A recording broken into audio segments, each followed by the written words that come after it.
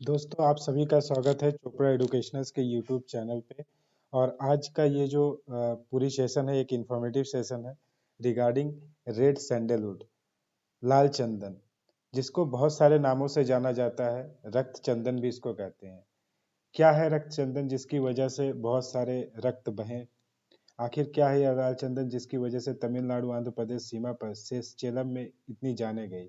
यह सफेद चंदन से कैसे अलग है और इतने बड़े पैमाने पर इसकी तस्करी की क्या वजह है? जानते हैं इन सारे वजहों को, इसकी उपयोगिताओं को, सब कुछ इस पूरे इंफॉर्मेटिव सेशन में। तो रिसेंट में अगर बात की जाए तो एक मूवी आई थी, आप लोग जानते होंगे। उस मूवी में दिखाया गया कि रक्त चंदन, लाल चंदन की तस्करी को। और इस मूवी का नाम पुष्पा है। और आपको ये जानकर ताज्जुब होगा कि एक पेड़ के तस्करी को बचाने के लिए स्पेशल टास्क फोर्स का भी गठन भारत सरकार ने बहुत दिन पहले कर दी थी।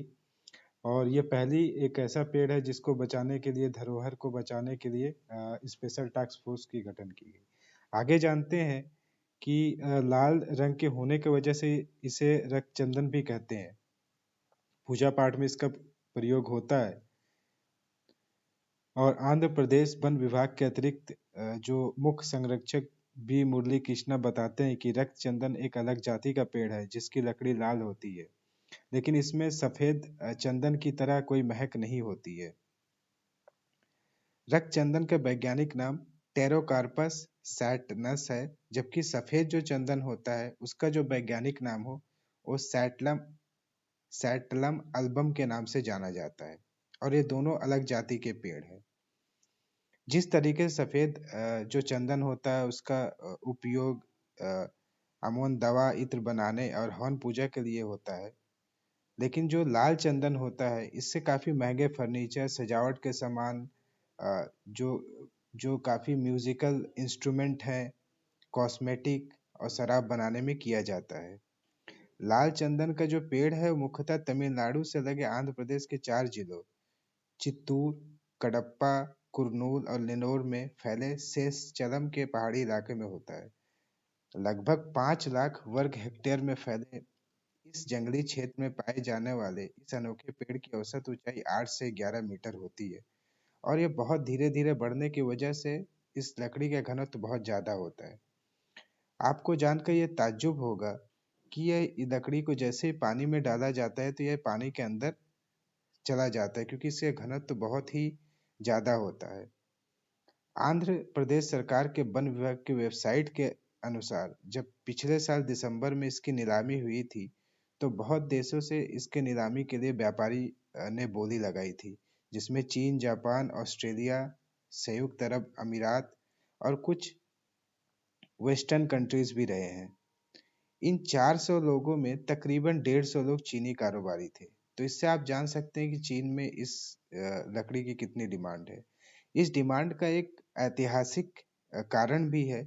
ये ऐतिहासिक कारण जो है 14वीं से 17वीं सदी में चीन पे राज करने वाले मिंग वंश के समय से है।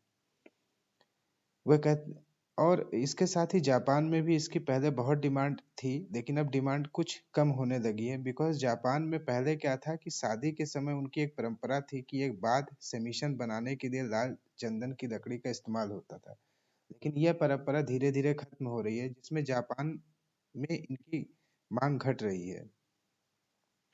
अब अगर चीन की बात करें तो अब यहाँ पर इतनी ज्यादा मिग वंश के समय से यह इतनी ज्यादा फेमस है कि आपको यह ताज्जुब होगा कि इस लाल लकड़ी के जो लाल लकड़ियों से जो सामान बनाए गए हैं उनको रखने के लिए एक म्यूजियम बनाया गया है, जिसे जिसे रेड सैंडलवुड म्यूजियम कहा जाता है। वहाँ उसमें लाल लकड़ियों से बने हुए सारे सजावटी और फर्नीचर के सामान रखे गए हैं। अब हम इसके किस तरह से इसकी खेती भी की जाती है या फिर भारत में इसकी खेती कैसे की जा सकती है, इसके बारे में हम थोड़ा सा डिस्कशन करेंगे। लाल चंदन एक छोटा पेड़ है जो 5 से 8 मीटर तक ऊंचाई तक होता है।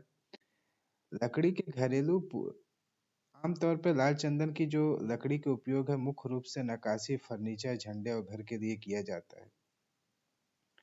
इसकी ये बाजरी वाली दोमट मिट्टी के साथ जल निकासी वाली लाल मिट्टी में मुख्य रूप से लाल चंदन की खेती होती है।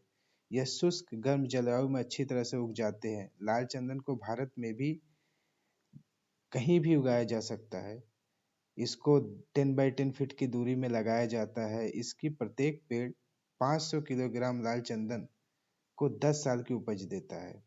लाल चंदन के पेड़ों को अपने पहले 2 वर्षों में खरपतवार से बचाना बहुत ही अनिवार्य हो जाता है।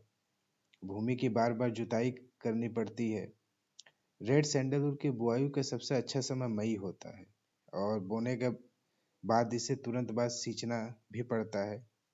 फिर मौसम की स्थिति के आधार पर 10-15 दिन के अंतराल में भी सिंचाई की जा सकती है।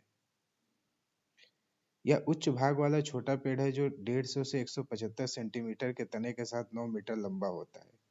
इसकी तीनों पत्तियों वाले त्रिकोणीय पत्तियां होती है और इसकी कहीं ना कहीं 1 टन की जो कीमत होती है वो 20 से 40 लाख रुपए की होती है। लाल चंदन लकड़ी से बहुत तरीके के उत्पाद किया जाता है।